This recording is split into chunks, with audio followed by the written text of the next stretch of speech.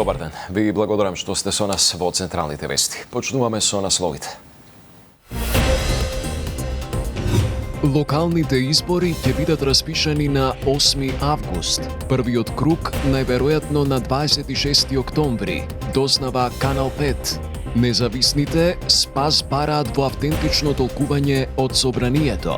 Со оставање на некаков вакуум со цел да може да се истиснат независните од изборите, комплетно го газат мислењето на Уставниот суд и наредбата на Уставниот суд, комплетно ја газат демократијата. Мицкоски подготвен за вонреден електронски попис. Ако се прифати, една изборна единица. Бара да се испита и кривична одговорност за пописот од 2021-та. Седнале двајца, тројца се договориле, пиши, бриши и завршена работа.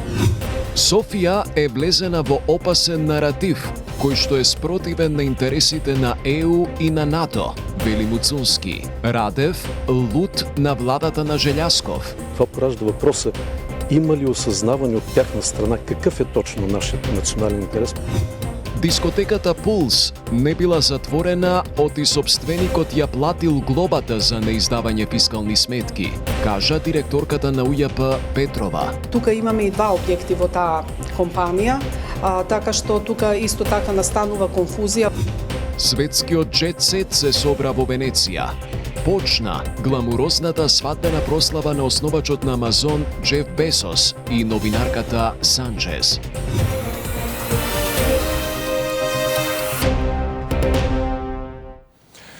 По одлуката на Уставниот суд, со која што беше укината категоризацијата на населението на резидентно и нерезидентно, премиерот Мицкоски изрази подготвеност веќе идната година да се спроведе вонреден електронски попис на населението, но ако истовремено се прифати моделот за една изборна единица. Мицкоски смета дека и треба да се провери дали има кривична одговорност во случајот. Маја Становска.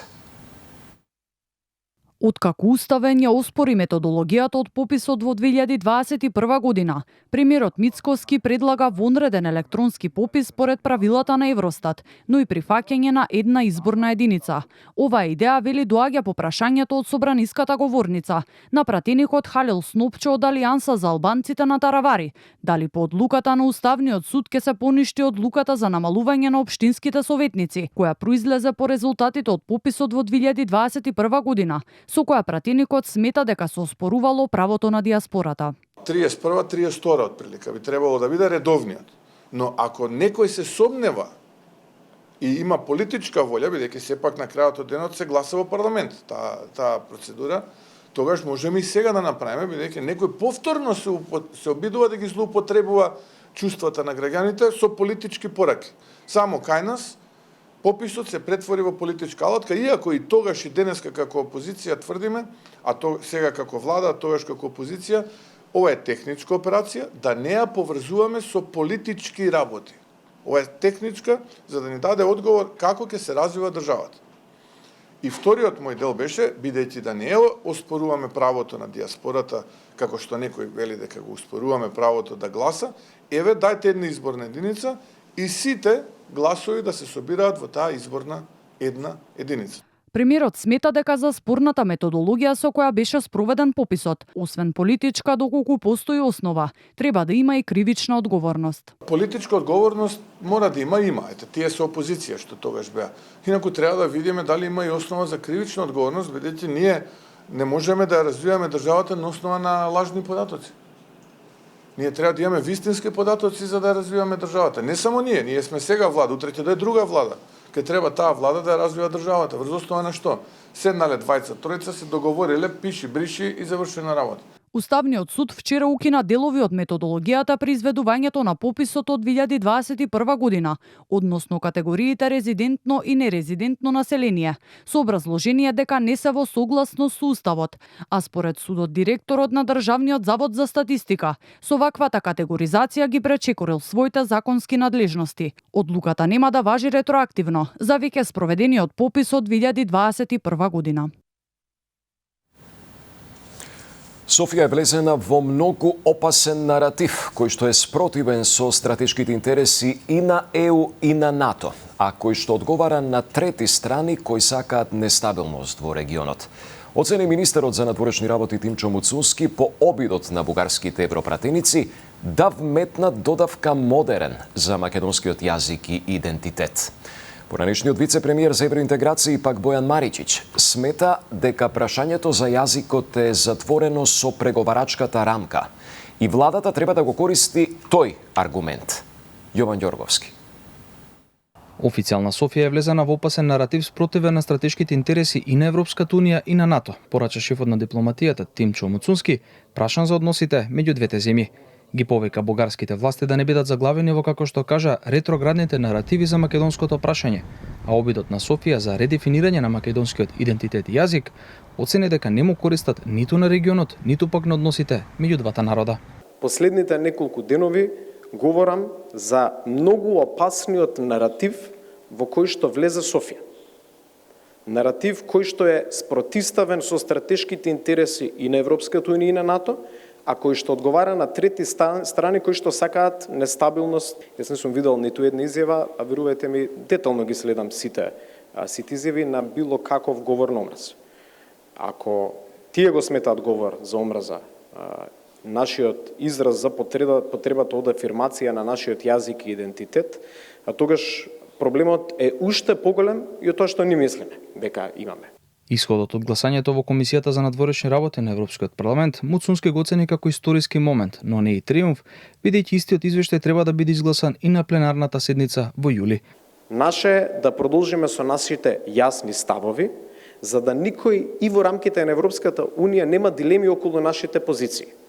Да зборуваме за каква би била штетата доколку се дозволи Европскиот парламент да навлезе во процес на создавање на нов македонски идентитет, модерен македонски идентитет. Поранешниот вице-премиер за европски интеграции Бојан Маричич пак, говорејќи за извештајот во вчерашното издание на само интервју, изрази надеж дека амандманите на бугарските пратеници за македонскиот јазик и идентитет нема да поминат на пленарната седница, но додаде дека земјава треба да инсистира во документите да стои само македонски јазик, без придавки или додатоци. След додека го имаме францускиот предлог, ние треба да се чувствуваме безбедно во однос на јазикот и на идентитетот. Ако влеземе во дискусија за тоа дали е многувековен или современ или ваков или онаков, тоа е на наша штета. Ние треба да инсистираме да стои само македонски јазик и ништо друго. Извештајот за напредокот на Македонија со мнозинство гласови помина во Комисијата за надворешни работи на Европскиот парламент во вторникот. А иако амандманот за современ пред јазикот и идентитетот не помина, сепак подносителот Михаел Галер најави дека идентичен предлог ќе биде поднесен на пленарната седница во јули. Известувачот за Македонија Томас Вајцпак за Канал 5 посочи дека не очекува амандмани со таква содржина да бидат поднесени, а доколку тоа се случи, нема да бидат изгласани. Хартиени фактури од вгодина ќе станат историја. Со е-фактурите ќе се стави крај на фантом фирмите, најавува Мицкоски. Фантом фирми кои што ќе добиваат поврат на ДДВ и преку ноќ ќе бидат отуѓување на фантом луѓе, повеќе со овој начин на функционирање ќе биде тешко или речиси невозможно.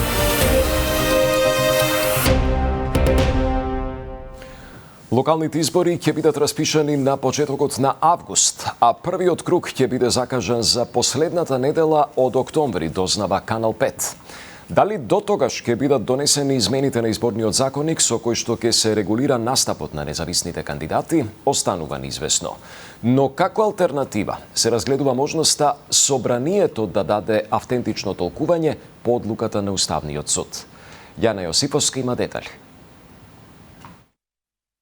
Локалните избори ќе се распишат на 8 август, дознава Канал 5 од високи партиски извори, според предвидениот рок од 60 до 90 дена од датумот на распишување на изборите. Известно е дека првиот круг ќе се одржи на 26 октомври, а вториот 2 недели подоцна, на 9 ноември. Но она што е неизвестно е дали тие ќе се одржат со променет изборен законник и каква ќе биде позицијата на граѓанските иницијативи во изборната трка, по правниот вакуум што настана, откако Уставниот суд ги укина членот установите со кои се крена прагот за потребни потписи за независните, но пратениците од власта и опозицијата здружно во собранието повторно поднесоа законски измени за зголемување на бројот на потписи за независните. Вака предложениот изборен законник сега е заглавен во собранието поради блокирањето од ДУИ и немање Бадентерово мнозинство. Екоактивистот Горијан Јовановски од независната иницијатива Зелен Хуман град за Канал 5 изјави дека тие веќе поднале барање за автентично толкување до собранието, за да не настане хаос со кандидирањето, бидејќи според сегашната состојба во законот, независните имаат право да учествуваат, но не се знае со колку потписи.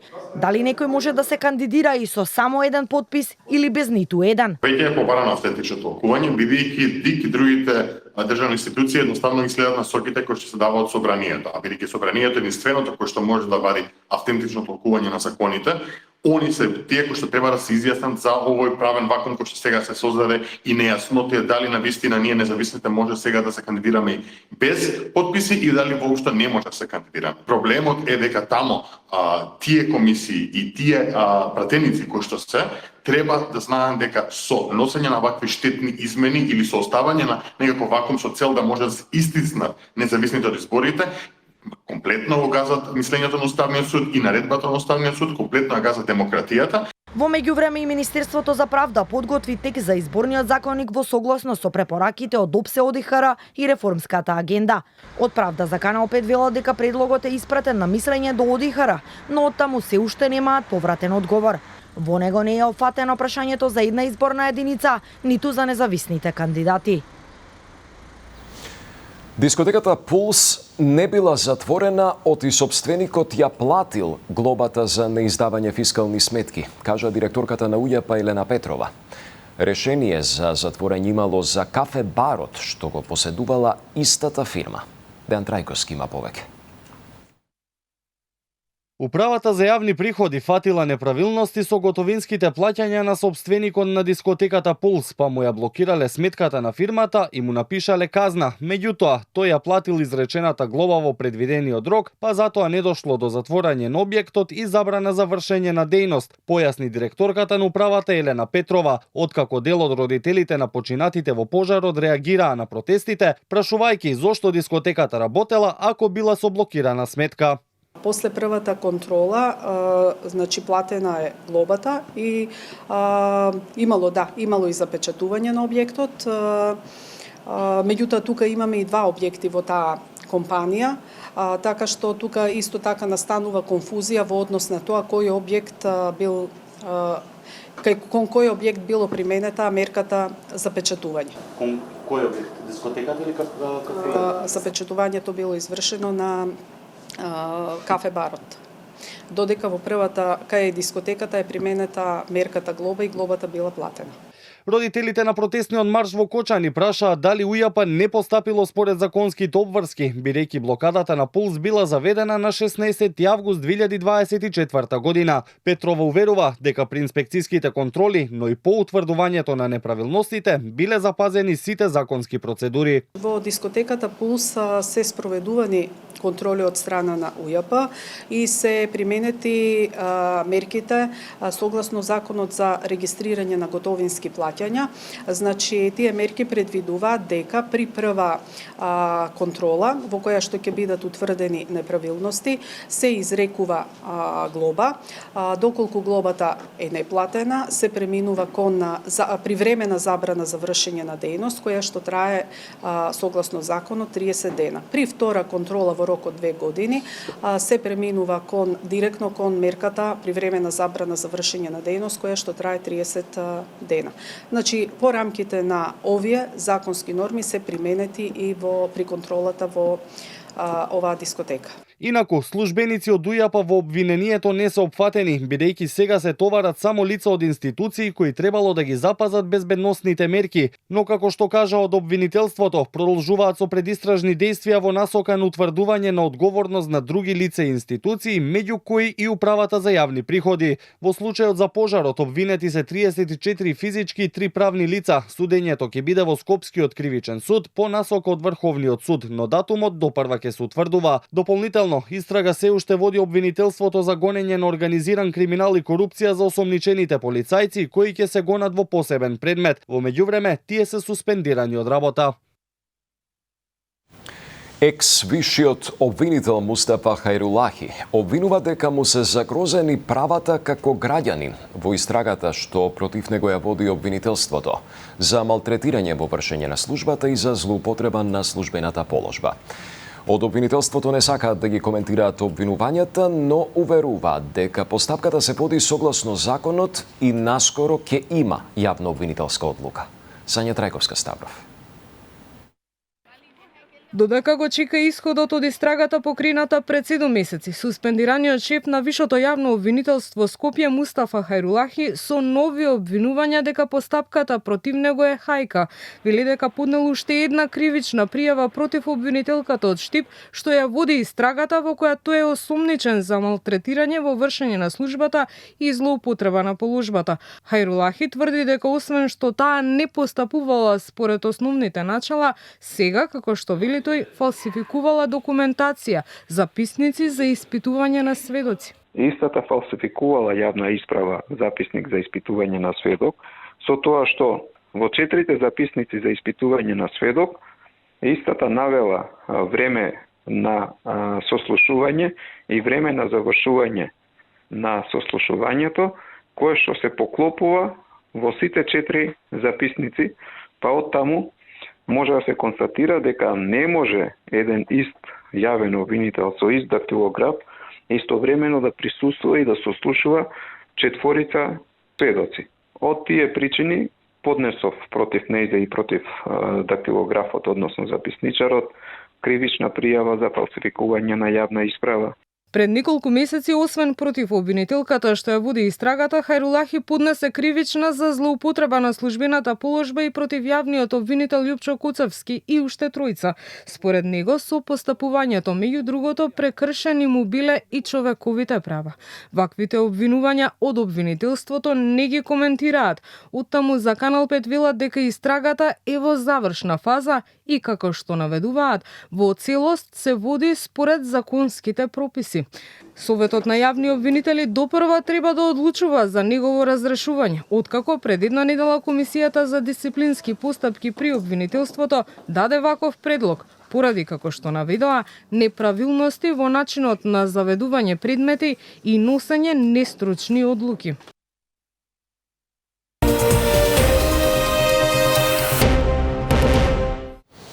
УЈП ја почнува дигиталната трансформација на даночниот систем со е-фактура. Пилот фазата ќе почне од 1 јануари, а задолжителната примена се очекува во третиот квартал од 2026 година. Со е-фактурата секоја безготовинска трансакција ќе биде евидентирана и контролирана во реално време, со значително мали изгледи за злоупотреби при повратот на ДДВ-то, најавија надлежните. Овој проект има за цел да овозможи фискализација на сите трговски трансакции кои што се плаќаат безготовински. Тоа ќе овозможи фактурата да стане покрај комерцијален документ, исто така да стане и автоматски даночен документ, документ во кој што преку кој што во реално време до УЈП ќе пристигнуваат податоците за сите трговски трансакции. Со овој проект најголемиот фокус ќе го имаме во намалувањето на сивата економија, но во исто време тоа ќе значи поедно транспарентно и отчетно работење и на приватниот сектор. Сега едноставно преку овој систем ќе има поголема контрола, почнувајќи нели и од увозот во државата како увозно зависна земја. Ова е-фактура како процедура ќе значи да нема онакви фантом фирми кои што 90 на 100, 200, 300 милиони евра ќе украдат од буџетот и од вас граѓаните.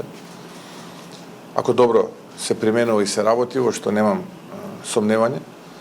Така што, за да можеме попластично сето тоа да го разбереме, можноста да ни се случуваат фантом фирми кои што ќе добиваат поврат на ДДВ и преку ноќ ќе бидат отуѓување на фантом луѓе, повеќе со овој начин на функционирање ќе биде тешко или речиси невозможно. На почетокот од 2025-та се бележи рекорден раст на странските туристи. Ако продолжи трендот, Македонија годинава ќе ја посетат околу 1,5 милион гости, што би можело да донесе приходи до 500 милиони евра, проценува Министерството за култура и туризам. Најмногу гости доаѓаат од Турција, а раст се бележи и од соседна Србија. Тема на Мирјана Мирчевска-Јовановиќ. Високите температури не ги поколеба туристите кои стигнале во Скопје да го искористат секој час и да го разгледаат градот. Најинтересна за нив е старата скопска чаршија и центарот на градот. Гоце Божиновски, туристички водич, го запознавме пред чаршијата. 4 децении раскажува за Скопје, за неговата историја и култура. Тој не поздрави и нас. Иако сме од Скопје, приказните за главниот град интересни за слушање. Најинтересно за туристите се спомениците, чаршијата и секако убавата црква Свети Димитрија. За Гоце градот е убав, станал поубав, но отпадот го покрива она што е убаво. Имаме и зголемување на туризмот, благодарение на мирот кој владее на Балканов, да се надеваме дека ќе потрае. Инаку зголемениот интерес за Македонија исто така со како да ја кажам, со разубавувањето на градот. Чистотата мора да биде на повисоко ниво, да се погрижиме околу чистотата на градот. Организација, превози. Моделот на организација и превоз имаме проблем субјективен, односно наш проблем. Тоа значи дека треба поединствено да се делува во однос на туристичките организации. Сонцето носи умор. По долгите прошетки, малите сокачиња низ чаршијата, привлечни да се купи сувенир, а потоа впечатоците и наредните дестинации се разгледуваат на ручек со традиционална храна. Голем дел од туристите пристигнале денеска во градот. Им се допаѓа, а дел од нив би го препорачале за на пролет или лето. It's too hot at the moment to have holidays here, and in April or in September, I assume it would be very nice here. And if you have some, I miss a little bit of culture, you know, some street musicians or some dancing groups. They're not very good. But it's a nice city. And we enjoyed everything we saw here. Заради зголемениот интерес од владата, започна институционални реформи со законски измени испратени до собранието. Се предвидува укинување на Агенцијата за промоција и поддршка на туризмот. Незините надлежности преминуваат во Министерството за култура и туризам. Македонија е најинтересна за туристите од Србија и Турција. Министерството за култура оваа година со проекција дека над 1,5 милиони туристи ќе има во земјава. Од 1 јули до крајот на август на сила ќе биде забраната за движење низ шумите, а за да се спречат ризиците за пожари, и Министерството за земјоделство ги потсетува земјоделците и сточарите дека палењето стрништа и пасишта е кривично дело. Директорот на ДЗС Стојан Чангелов за Канал 5 вели дека годинава многу поподготвени ќе ја дочекаат летната сезона. Јорданчо Цветановски.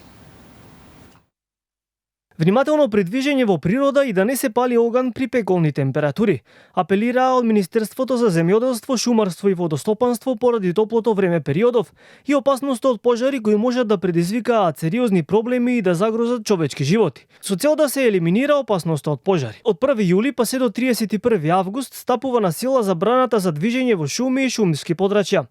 Од ресорното министерство апелираа земјоделците и сточарите да бидат особено внимателни при извршување на активностите и да не дојде до неконтролирано палење на земјоделско земјиште и пасишта, што е строго забрането со закон и представува казниво дело.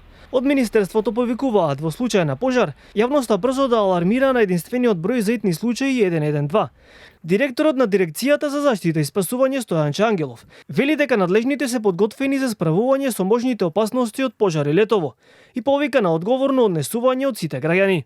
За разлика од порано, сметам дека свесноста кај граѓаните за опасноста од пожарите, како и последиците од пожарите, е на многу повисоко ниво, бидејќи последните години до секој ден граѓанин, благодарение на вас медиумите, допреа нашите апели. Добар дел од граѓаните се запознати на кои начини започнуваат пожарите, бидејќи најголем број од пожарите започнуваат ненамерно. Ние како дирекција се подготвуваме за сезоната. Едниот трактор е веќе вратен, вториот трактор ќе биде вратен следната недела, а набрзо потоа го очекуваме и третиот трактор кој што во моментот се сервисира во Австрија.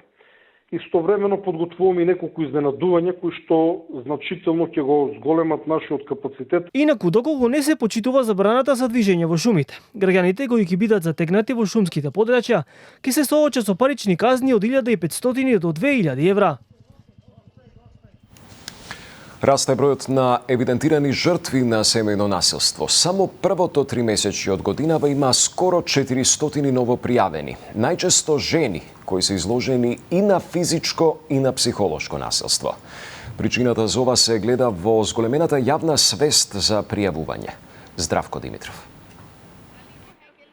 Скопското јавно обвинителство поднесе кривична пријава против 54-годишникот кој во алкохолизирана состојба минатата недела со чадор ја тепал сопругата, а подосна се обидел и да ја задави. Како што велат од обвинителството, осомничениот се товари за телесна повреда при вршење семејно насилство. Министерот Фатмир Лимани вели дека семејното насилство е предизвик околу кој треба да се обединиме сите. Ако видиш насилство, реагирај. Ако слушнеш плач, не игнорирај. Ако си родител, научи го синот да почитува, а не да контролира. Според податоците на Министерството за социјална политика, само во првите 3 месеци годинава се евидентирани 391 жртва на семејно насилство. Од нив 284 биле жени, а останатите се мажи и деца. Пријавени се 286 сторители, од кои 266 биле мажи, а 20 жени. Статистиките покажуваат дека лани за 14,7% е зголемен бројот на жените кои пријавиле семејно насилство, споредбено со 2023 година. Причината за зголемување на бројот на пријави за семејно насилство е зголемената јавна свест за пријавување насилство во институциите. Мораме да ги охрабриме жртвите, да ги препознаат разните видови на насилство, но секако мораме и да признаеме нашата колективна одговорност како општество за сопирање на овој феномен. На настанот беше присутен и заменик амбасадорот на Обединетото кралство во земјава, Даниел Филер, кој упати пораки дека семејното насилство не е само лична трагедија, туку представува општествен неуспех и влијае врз секоја заедница. Александар Видиновски ве очекува во продолжение во уште едно издание на Самовистина. Пријатна вечер.